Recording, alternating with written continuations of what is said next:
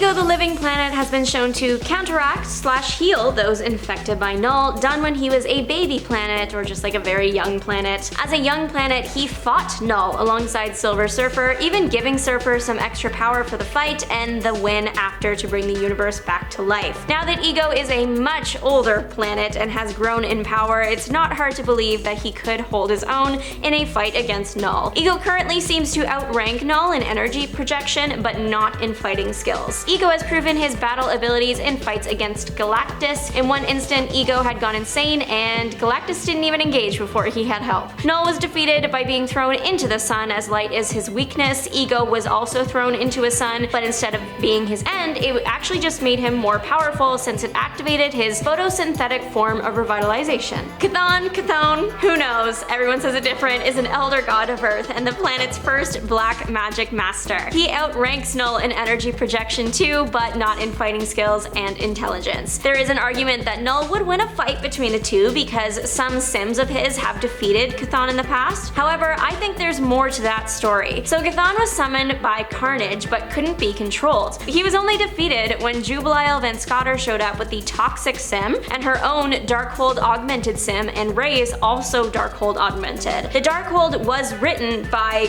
Chthon, so technically he was defeated by Knull's creations, but only when two of them were supercharged with magic he created. Whatever that means. Even if he didn't win, he would certainly make the fight interesting. Dormammu is a puzzling case for this. He's held up against Odin and those in comparable power to Galactus. He was once able to take the powers of the entity Eternity and create his own reality. Dormammu's power come from where he lives and rules the dark dimension. When he is in there, it's been established that there is pretty much no fight he can't win. He could utilize his magical abilities to overpower Knull. Dormammu also has all the demons of his realm at his disposal, making a terrifying army. He can also create evil beings like Satanish, for example. The thing is, that all sounds a lot like Knull, and if his Sims were able to take control of Dormammu's army, Knull suddenly is in a much better place. Dormammu's drawback is that he draws his power from his dimensions. When he leaves it, he gets weaker. In the event that Knull and Dormammu were to face off somewhere that wasn't the dark dimension, Knull does have a significantly better chance at winning, but probably only if he had like his sword and his army. Dormammu has never been killed. If you kill him, you essentially kill his dimension, which is pretty much near impossible to do, and maybe Knull is the guy to finally do it. Galactus, deemed a cosmic powerhouse by Thanos and almost everyone he encounters, he could definitely hold his own against Knull. Known as the Devourer of Worlds, Galactus is a cosmic being, meaning he has the power cosmic, which is just unlimited cosmic energy. Battles between Galactus and other equal powers have literally shifted reality. His main weakness is his power has to be nourished. The nourishment in question, planets, whole planets. If he doesn't eat planets, he will starve and die. He has beat mad Celestials, Knull has slain a Celestial, so they're on equal footing there. Galactus is destined to be around forever and can move faster than the speed of light, despite the fact that he is like 18 tons and just under 29 feet tall. He has the power to throw devastating energy blasts, teleport, resurrect the dead, manipulate souls, mess with time. Galactus might stumble in battle since he is not immune to Knull's Sims and sword all black, as seen in alternate future Earth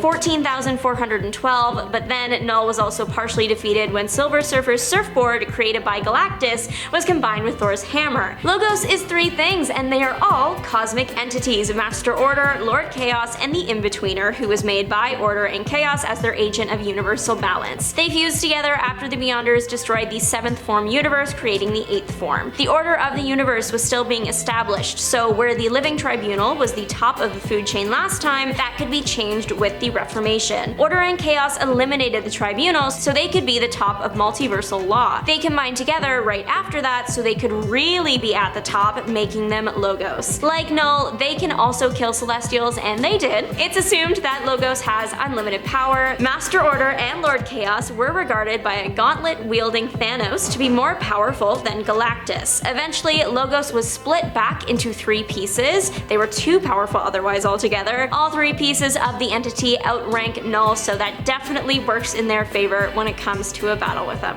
Knull is claimed to be the incarnation of the Void of Darkness, but he might just be wrong because it actually sounds like that existed long before he did. Oblivion is actually the embodiment of darkness, including the void that Knull was floating in and likely what Knull used to create his sword and army. This makes me wonder that if, for whatever reason, Oblivion went toe-to-toe with Knull, what side would the Sims be on? Sure, there's like the hive mind stuff, but if the thing that they were literally created from joined the battlefield, would they just factory reset? Food for thought. Speaking of food, hunger, yet another entity out of time. This one, like its name suggests, eats any and all forms of matter and energy. Feeding on literally entire realities, there is little, if nothing, that can hurt this thing. As long as it understands what it is eating, its composition, then that meal can't hurt it. Hunger doesn't really have a weakness, he just can't enter a reality without a door into it. If someone were to tear the fabric of your reality, hunger could get in and then will never leave. So as long as that happens, you're good. So to defeat Knull, it seems like all one would need to do is tear into the fabric of his reality, and there we go. The only being that has ever defeated this hunger was a Thanos that had absorbed the cosmic beings in his reality, and that was Thanos from reality 81,488. And speaking of, if the omnipotent Thanos 81,488 can absorb the living tribunal and above all others and burn hunger up in his hand, I truly do not believe Knull would cause him to break a sweat. This Thanos absorbed a bunch of other powers to get him to the point of being the embodiment of his universe, including Galactus, death, eternity, and infinity, and more. This Thanos doesn't need any infinity stones, he can just do everything, including that of which few characters can, break the fourth wall and talk right to the readers. Somehow, there might be someone even more powerful than everyone else, the Beyonder/Beyonders. Existing outside the multiverse, they claim they were the creations of the Celestials. Really, they were created by the Lost One, who was created by the Celestials, but the Beyonders stole all his power, so there you go.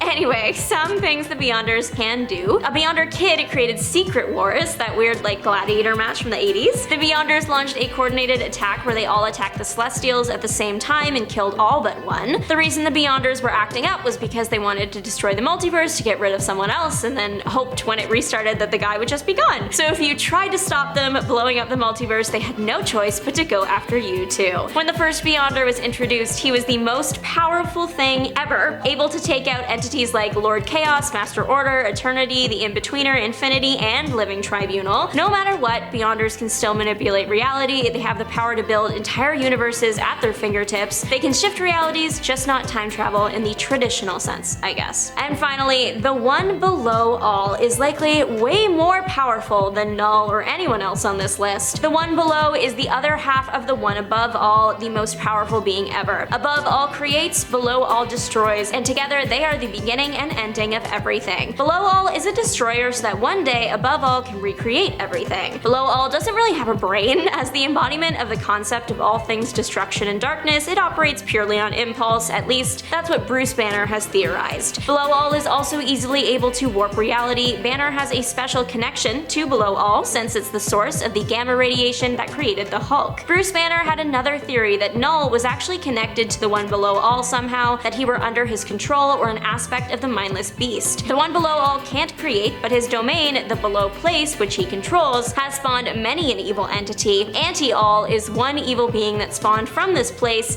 and their defeat resulted in these like crystals of him scattering across the universe that then became a bunch of evil avatars of the Void. One of these essence crystal things did in fact become Knull. Now we can only assume that since Knull was theoretically born of Anti-All or darkness that was born of the below place, that the one below all could either control or wipe the floor with Knull. That was a lot of mental gymnastics, but what do you think? Let us know. Bye!